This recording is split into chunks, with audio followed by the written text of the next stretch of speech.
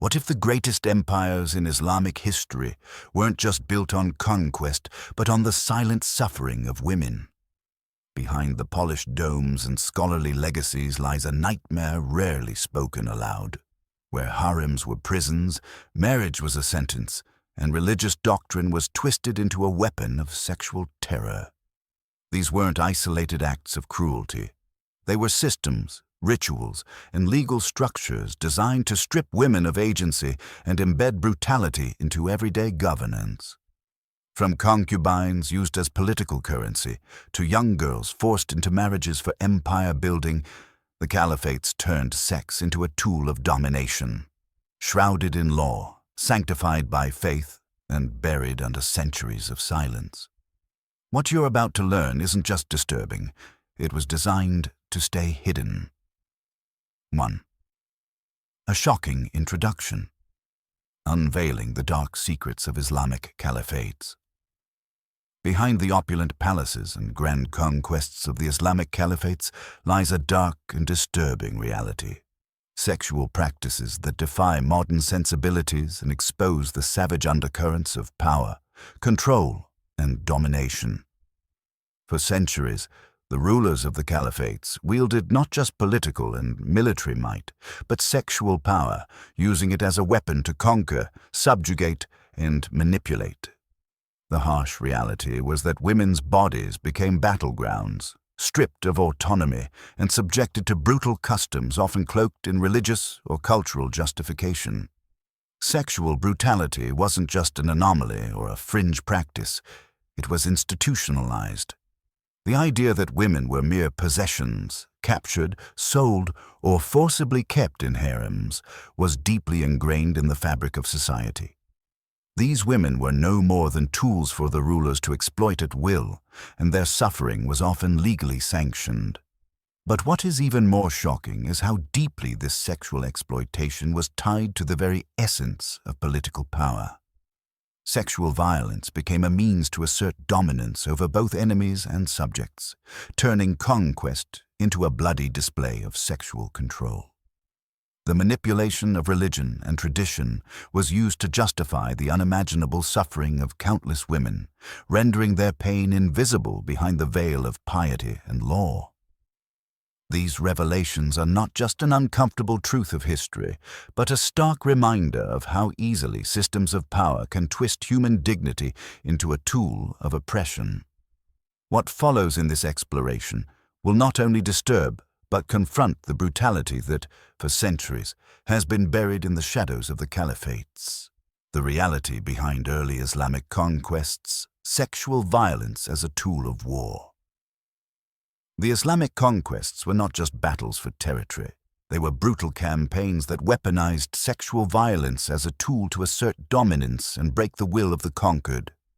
As armies swept through cities and regions, the bodies of women became the spoils of war, subjected to violent acts of enslavement and rape. This was not a mere consequence of warfare. It was a calculated, systematic strategy. Rape and sexual violence were used deliberately to demoralize and humiliate the enemy, further cementing the conqueror's control over both the land and its people. The women captured during these raids were often sold into slavery or forced into sexual servitude, their bodies commodified for the pleasure of their captors. These acts were not isolated. They were deeply entrenched in the power structures of the time, supported by the cultural and religious justifications that allowed such abuses to flourish. The conquering forces did not just impose their military might, they sought to humiliate, to break the spirit of the conquered people, and they did so through the systematic violation of their women. Religion, too, was twisted to sanction such brutality. Religious leaders and scholars, often complicit in these acts, provided doctrinal support, arguing that such practices were permissible within the framework of war and conquest. The subjugation of women became not only a military tactic, but a religious one, enforcing the conqueror's authority over both land and soul. In this intersection of conquest, religion, and sexual exploitation, sexual violence became an integral part of the Islamic expansion. a devastating tool used to crush both the bodies and the dignity of entire societies. 3. The role of slavery in the Caliphates, concubines and sex slaves. In the Islamic Caliphates, slavery wasn't just an economic institution, it was a means of asserting sexual control and dominance. Women, often captured from distant lands during military campaigns, were forced into sexual servitude, becoming concubines and sex slaves in the households of wealthy rulers, military leaders, and influential men. These women were stripped of their identity and autonomy, reduced to mere objects of pleasure and breeding stock. The practice of keeping concubines was deeply ingrained in the social fabric of the Caliphates. It was not a fringe activity but an accepted norm, sanctioned by legal, religious, and political systems. Under Islamic law, concubinage was justified as a practice permissible under certain conditions, creating a legal framework that dehumanized women and allowed for their exploitation. Concubines were often considered secondary to wives, but their sexual services were utilized to expand political power, secure alliances, and produce heirs. Religion, often wielded as a tool for control, played a key role in perpetuating this practice. Religious interpretations were used to sanction the ownership of concubines and sex slaves, framing it as an accepted, even righteous, practice. The treatment of women as sexual property was seen not as a violation of their dignity, but as an extension of male privilege and religious duty. Politically, the presence of concubines in royal courts reinforced power dynamics, further entrenching a culture where women were commodified and used to consolidate authority. In the shadow of grand palaces and religious sanctity, women were brutally subjected to sexual exploitation, their status defined by nothing more than their ability to satisfy the desires of powerful men. The system was designed to maintain control over both bodies and empires. The law of sultans, how sexual control was part of political power. In the Islamic Caliphates, sexual control wasn't just a matter of personal indulgence, it was a key tool of political power. Sultans and rulers strategically used their harems as a means of consolidating authority, both within their courts and beyond. These harems, filled with women, were not just sexual commodities. They were essential to maintaining and expanding the political influence of the ruler. The women within these spaces were used as pawns in a much larger game of power and control. The possession of a large harem was a status symbol for many rulers, but it also served as a means to ensure loyalty and strengthen alliances. By taking women from rival factions, enemies, or powerful families, the sultan could secure political advantages. These women often became crucial pieces in the political machinery, used to forge alliances, secure favors, and even influence the outcome of wars or disputes. They were often married off to key generals, diplomats, or political figures, thus binding the ruler's power to the loyalty of others. Sexual dominance was, in this sense, political dominance. The ruler's ability to control the bodies of women within his harem was a reflection of his control over the political landscape. The sexual relations within the harem were intricately tied to the ruler's political strategy, with women's reproductive roles often influencing succession and power structures within the empire. For these rulers, sexuality became an extension of their authority, an unspoken weapon used to solidify their control over both their subjects and rivals. The political power of the sultan was therefore deeply intertwined with the sexual control he exerted over those in his harem, marking a brutal and manipulative use of power that affected not just the women involved, but the entire structure of governance. The harem system, captivity behind luxury. The harem system was often portrayed as a symbol of wealth, luxury, and status. However, behind the veil of opulence lay a stark reality of confinement, control, and exploitation. Rulers and wealthy elites kept large harems, not as private sanctuaries of pleasure, but as spaces designed to exert absolute control over the women held within them. These women, despite their perceived position of luxury, were often treated as little more than sexual commodities and breeding vessels. Harem life was structured around strict rules and rigid hierarchies. Women were confined within the walls of the palace or mansion, rarely allowed to leave and almost never given any autonomy. Their lives were dictated by the desires of the ruler or their male captors. The women in the harem were often subjected to physical and emotional abuse, with their sole purpose being to provide sexual pleasure and bear children. These women lived under constant surveillance, their movements and actions strictly monitored by guards, eunuchs, or senior women. The luxury associated with the harem, beautiful silks, extravagant meals, and lavish surroundings, was a facade, masking the brutal reality of captivity. The women were given beautiful clothing, fine food, and leisure, but only as a reward for their sexual submission. These rewards were a constant reminder that their worth was directly tied to their ability to fulfill the desires of their captors. They were kept under tight control, with little to no power over their own lives. The power dynamic within the harem was one of complete submission. Despite the wealth and luxury that surrounded them, the women held within these walls were prisoners, trapped in an illusion of comfort, but shackled by their role as sexual objects to serve their rulers' whims. The true nature of the harem system reveals a brutal system of sexual abuse hidden beneath layers of perceived luxury. 6. Religious justifications: how doctrine was twisted to sanction sexual brutality. In the Islamic Caliphates, religious doctrine was often manipulated to justify acts of sexual brutality. Leaders, both political and military, twisted interpretations of sacred texts to create a framework that supported the systematic abuse of women. These distorted readings allowed sexual violence and exploitation to be seen not as crimes, but as acts of divine right, sanctioned by religious law. Rulers and military commanders, armed with their understanding of religious texts, argued that capturing women during conquests and forcing them into sexual servitude was permissible, and sometimes even righteous.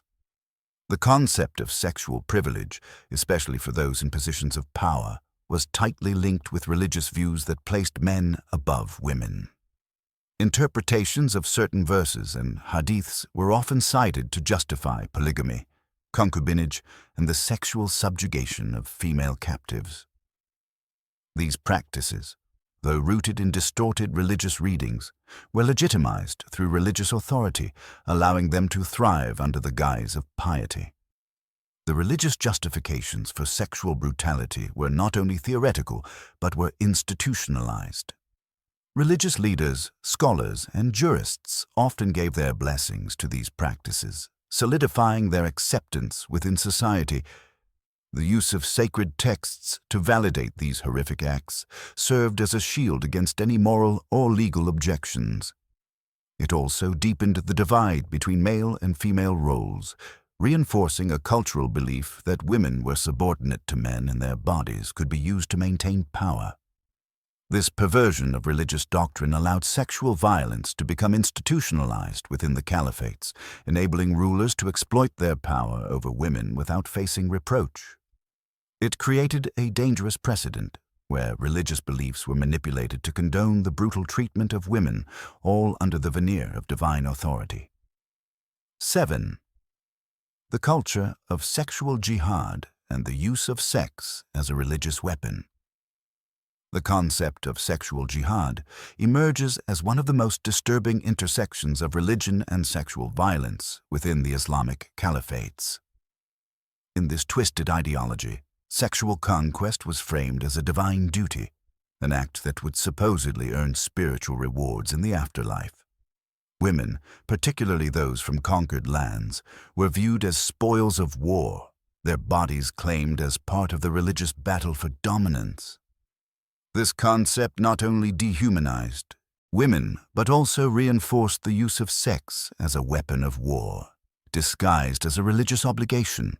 The idea behind sexual jihad was that warriors, by capturing women and using them for sexual purposes, were carrying out a divine command.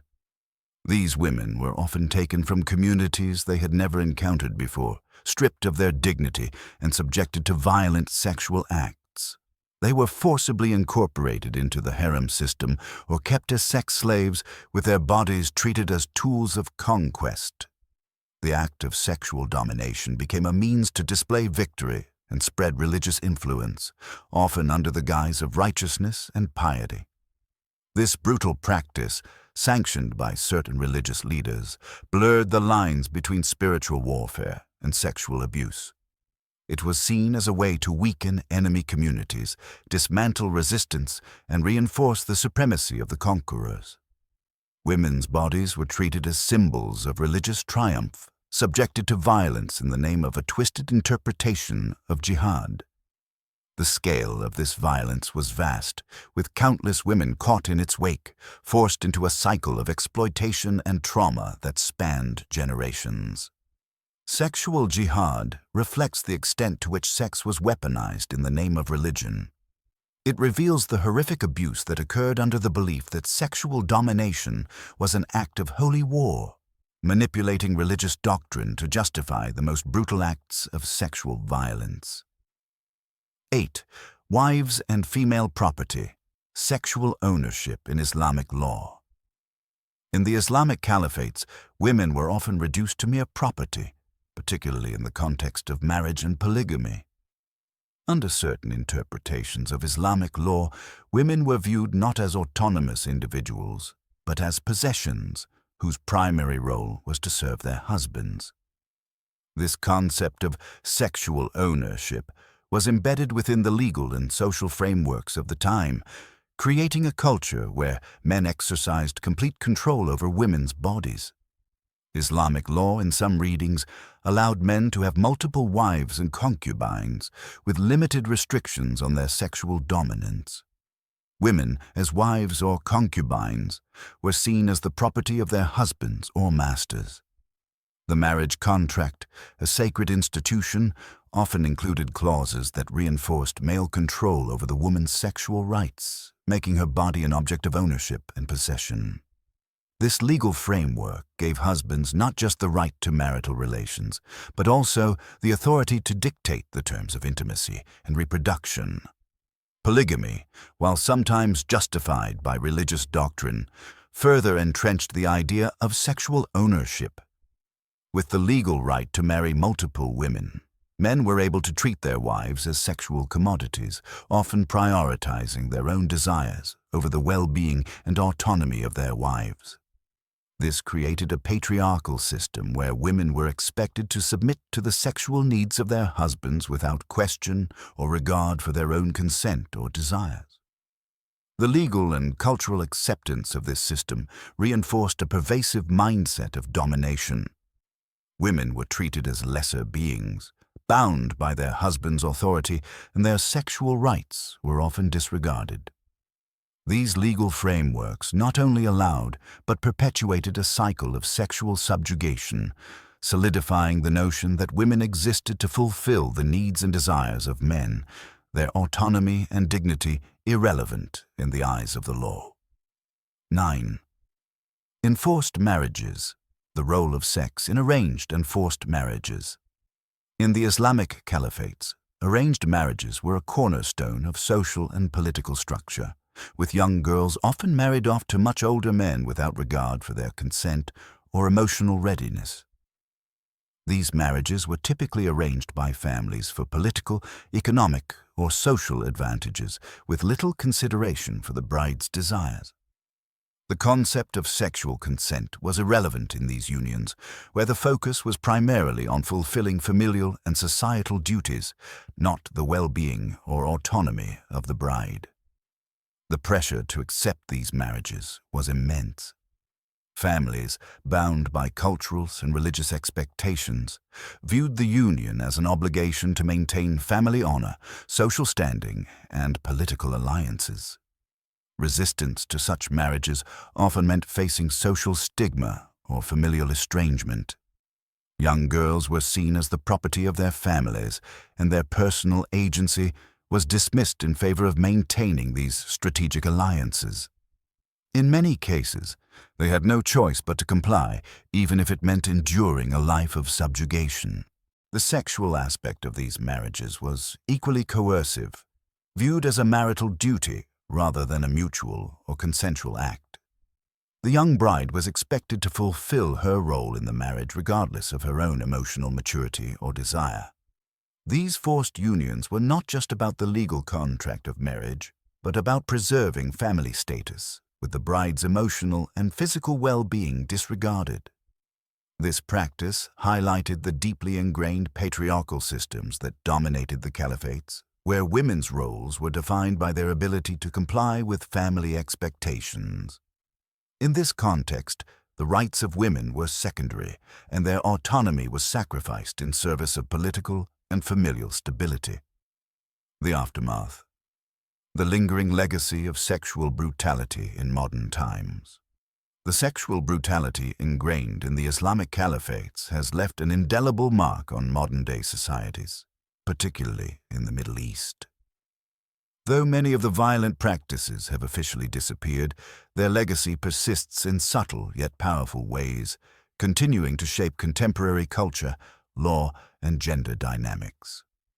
The remnants of these historical practices are visible in the ongoing subjugation of women and the legal and cultural systems that continue to limit their freedoms. One of the most enduring legacies is the continued normalization of patriarchal values, where women's rights and agency are still frequently subordinated to men's authority. In some regions, the legal frameworks surrounding marriage, inheritance, and family law still reflect the principles established centuries ago, where women are often treated as property or subjected to the control of male figures. Forced marriages, polygamy, and practices like honor killings, though condemned in many places, still occur in pockets of society, revealing a deeply rooted culture that treats women as objects to be controlled and owned. Social attitudes toward women's sexual autonomy also remain influenced by these historical practices. Gender-based violence, including sexual assault and domestic abuse, continues to be a widespread issue in many Middle Eastern countries, with victims often facing institutional indifference or even victim blaming. Despite some progress in legal reforms, the fear of family dishonor or social stigma still limits women's ability to speak out and demand justice.